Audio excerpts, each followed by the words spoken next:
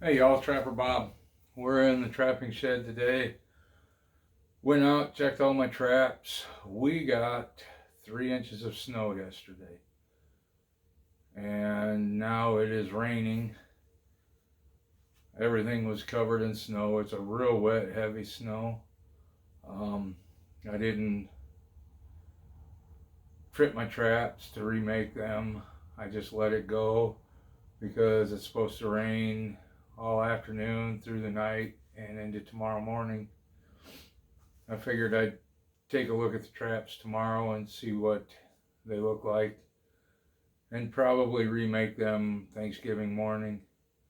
I did manage a big boar coon, which I was extremely surprised on because it was a pretty crappy night.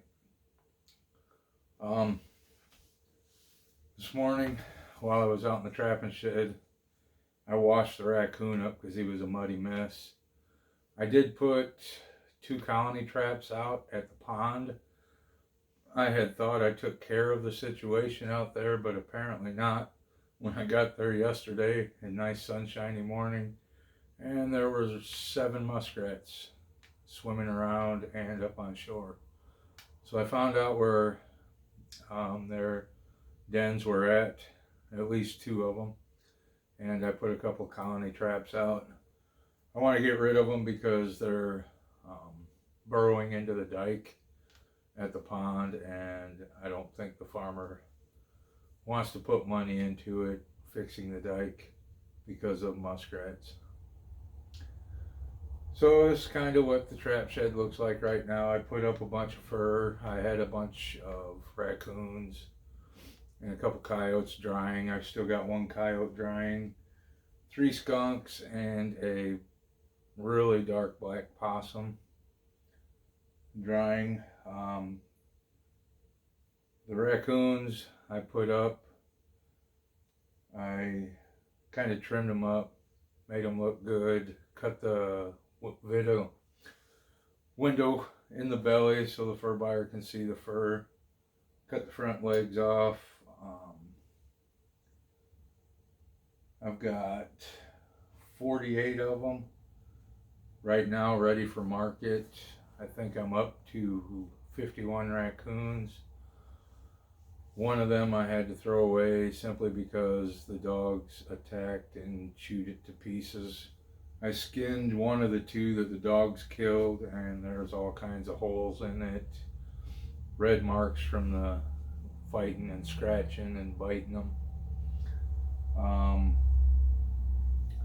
And I've got my black raccoon, that I'm going to get tanned, and 1 coyote for sure, possibly 2 from this year that I'm going to get tanned, and I have 1 from last year I'm going to get tanned. So I'll kind of give you a little look at what we've got hanging up in the fur shed. These are the 3 skunks and the possum. Just letting them dry. I figure a couple days they'll be dry. Here's a coyote I got yesterday. Really nice fur on it. This is a coyote I'm going to get tanned. The guard hairs are just unreal. They're like 4 or 5 inches long, and it's early season. Here's 9 muskrats and a mink I've got ready to sell. And then back here, if you can see, I've got 4 hangers with raccoon pelts drying. Well, they're pretty well dry. There's 12 raccoons per hanger. And then we get into the coyotes. I've got 10 coyotes on this hanger and 4 on the other one. And then that one I got yesterday, it'll be dry by tomorrow. I'm thinking about going down to Groenewald's Friday if they're open. I called them Thursday of last week. Kind of talked to them a little bit about prices And for top Midwest coyotes, heavily furred, their top dollar is $65 a piece. Not what I was hoping for. Last year, I believe they were going from $80 to $120 for top Midwest coyotes. But with the market being the way it was for the last year, well, 6, 8, 9 months, whatever it's been with this whole COVID stuff, I'm going to go down and see what he says. I told him what I got for raccoons and coyotes, and he said he would make me very happy if I come down. So they had a stockpile. They've sold all their stockpile to China, and they're looking to buy as much fur as they can get. So I'm hoping prices continue to go up. I am up to 18 coyotes so far this season. The weather hasn't been great. We've had the last 3-4 weeks, we've had a lot of rain. The temperature's fluctuating from the 20s up to the 50s at night. Kind of been making it rough for trapping. The rain. Yeah, I don't have wax dirt. I'm probably not gonna be buying wax dirt. It's kind of expensive, and I don't really have the extra funds to be spending money on that at the moment. Next season, I'm going to be making my own wax dirt. I figure probably 2 35-gallon or maybe 3 35-gallon garbage cans full of wax dirt should get me through the season pretty easy. I'm gonna up the number of coyote traps I run next year. I've got, as of right now, I'm looking at almost 11,000 acres of land and a lot of coyotes in the area. I just wanted to give a shout out to you guys, let you know what's been going on. Trapping's been pretty slow. We're not getting big numbers, but we are getting something every day, something worth selling, which is good. Any day out on the trap line's a good day, just getting out in the outdoors and enjoying it. You don't have to catch something every day. I know some of the new guys that I talk to that are calling me, asking me for advice, they're getting pretty frustrated with the whole going a couple days without catching something. Or one of my buddies, he's got a severe skunk problem where he's at.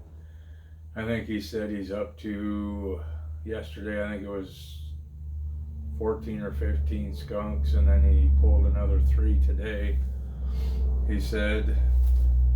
And I told him you just got to burn through the rough to get to the good. So as soon as you get the other population under control, then you'll start getting into your good pelts, your higher dollar pelts, I should say. Although skunks are good money, they're worth more than raccoons at the moment. I've got one I've got to pick up later today. I got yesterday. It sprayed really bad, so I've got to get my mixture of peroxide, baking soda, and dish soap and go out, pick it up, mix it up, wash him up real good to get the smell off him, and then I'll bring him back, extract what little bit of essence might be left in him, and then skin him out, get him up here drying with the other 3. I'm hoping these will be ready by Friday. I've got my heater set, keeping it about 65, 70 degrees in the trapping shed with a fan blowing on it, so dries them out pretty quick, generally 3 or 4 days, and they're ready to put on the hangers, get ready for market. So the trapping shed is getting a little full. I'm definitely going to make some sales. Oh, sorry. I didn't sleep real well last night. I was up by 3:30 this morning. Kind of stressed a little bit, I guess, about the traps.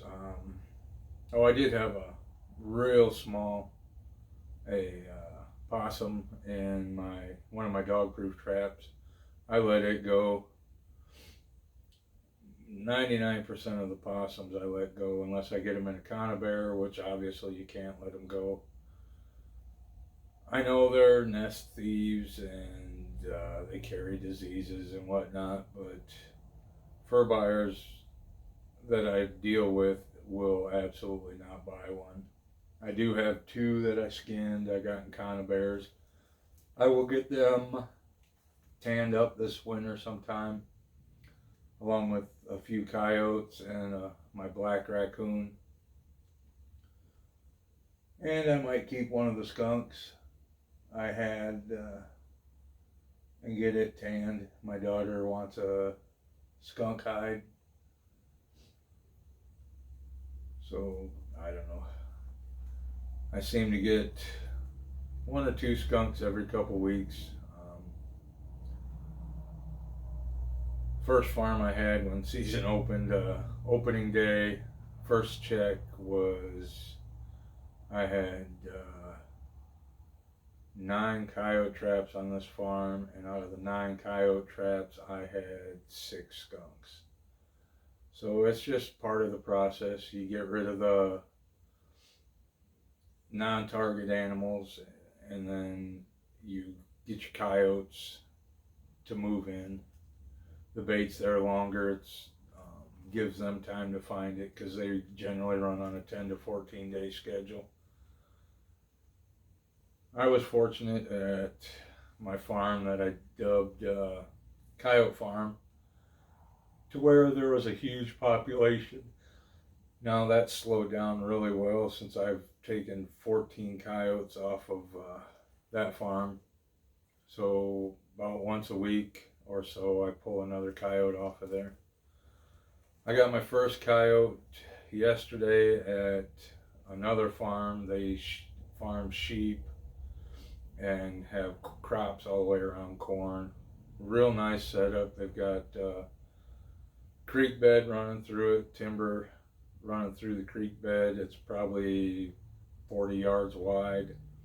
I got my first coyote off of it. I don't have a lot of traps set there. I think I've got 8 traps there,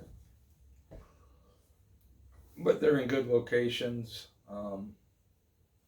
They say they hear coyotes on a regular basis, and I don't know that there's a big number there, but I did get one, the one I got yesterday, and it is a big coyote, a big male it was.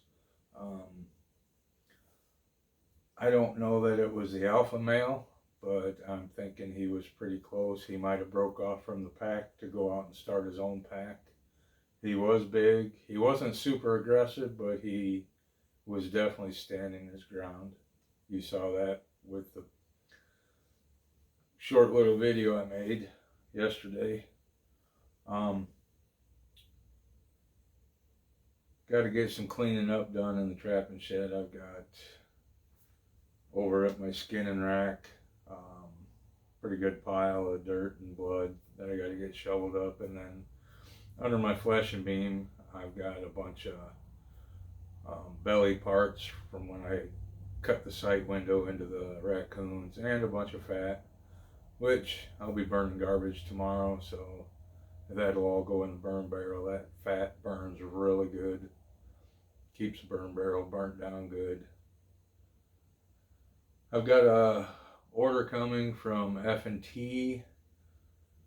I called them because I placed the order last Thursday, and up until yesterday it was in processing mode, which is unusual for F&T.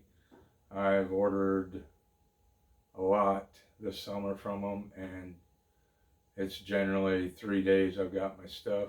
This time I called them and they said that they are just absolutely covered up. I called them yesterday and they were just starting orders from last Thursday. And apparently it's that time of year, everybody's trapping, Christmas is coming, people are buying stuff for their loved ones. So the guy assured me my order would have been done and processed and shipped yesterday, and it was, and UPS says I will have it tomorrow. which is good because I use Dunlap's Hellfire long call lure, and I'm out, and I absolutely love that stuff. Um, I'm not sponsored by anyone. I wouldn't mind being sponsored, but I just really like that Hellfire long call lure. It works great for coyotes.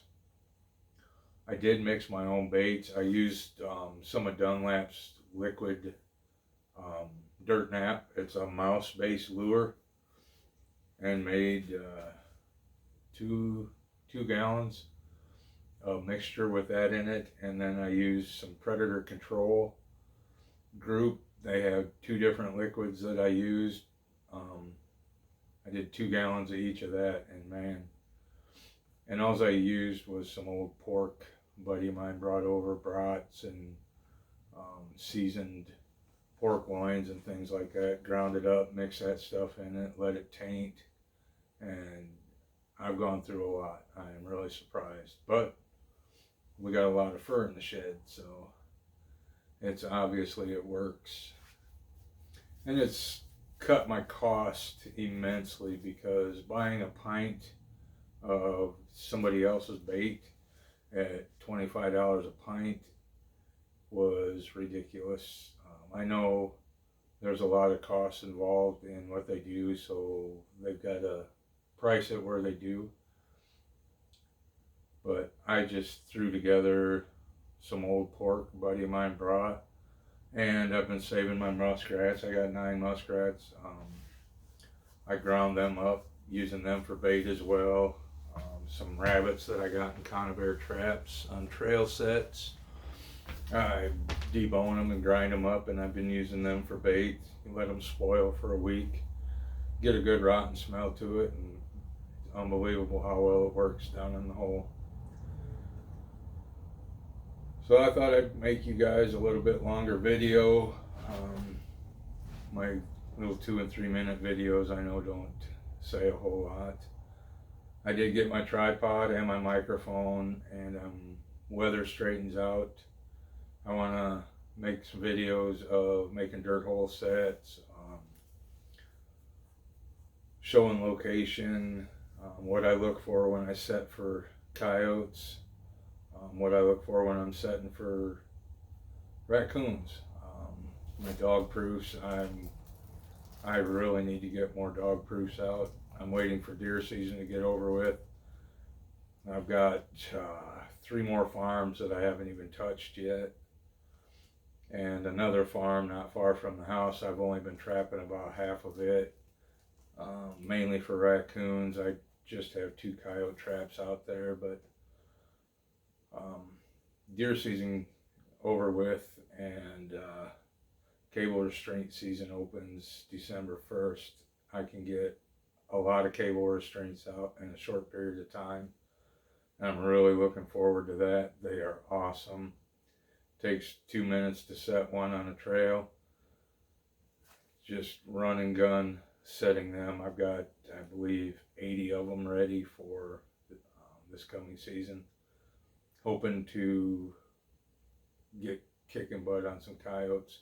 My goal is 100 coyotes this year and 300 raccoon.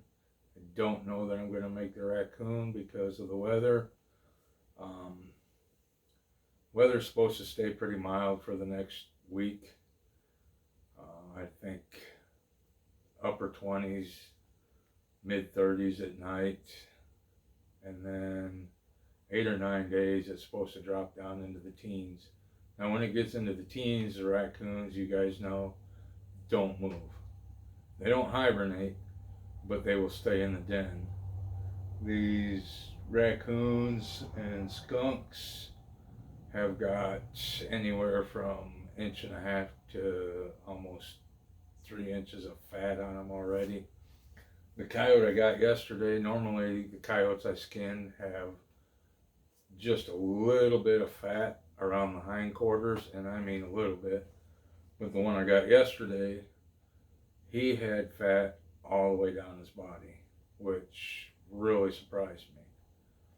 Normally the coyotes, even in the dead of winter, have hardly any fat on them. So I'm hoping that's not a sign of a very cold and hard winter. But we're ready for it. We got the gear. Won't do a whole lot of foothold sets once the ground freezes. I do have a lot of dry dirt. I've got access to a lot of dry dirt, so I'm not too worried about it. If I have to chisel out places, I've got dry dirt I can make my sets with, but the cable restraints will be a big one. You guys have any questions or comments? Appreciate all the comments from you guys. Noah, Coon Creek Outdoors, I believe John, and a few others. I'm sorry, I'm horrible with names. I appreciate all you guys commenting, liking my videos. If you can, share them. I want subscribers. I'd like to get up there in numbers and do this giveaway. I do have access to a buddy of mine. He does apparel and cups. I don't have my cup with me. I've got a Yeti coffee cup with I've got an emblem. It says Trapper on the top and then Bob on the bottom. And it's got a picture of a set coil spring on it. That's kind of my logo. Maybe I'll even give away some apparel or a coffee cup or a tumbler or something to drink out of when I hit 100, 150 subscribers. So like, share, comment, and we will keep doing what I'm doing. I might try a live one of these times. Maybe do a skinning video. Probably not on a coyote because it takes me a long time on coyotes. Try to be as careful as I can so I don't put holes in the hides. But raccoons are quick and easy. I can make a 10-15 minute video skinning and fleshing a raccoon. I do everything by hand. I don't have a skinning machine. I'm not that advanced, and I don't know that I will get there. Maybe another 5 years, 8 years. I turned 60, so maybe before I hit 60 I'll have me a skinning machine. Getting up there in years, you don't have the strength of you youngsters. So I think this is gonna be it for now. We're gonna wrap it up, and I will catch you out on the line tomorrow, hoping for a decent catch.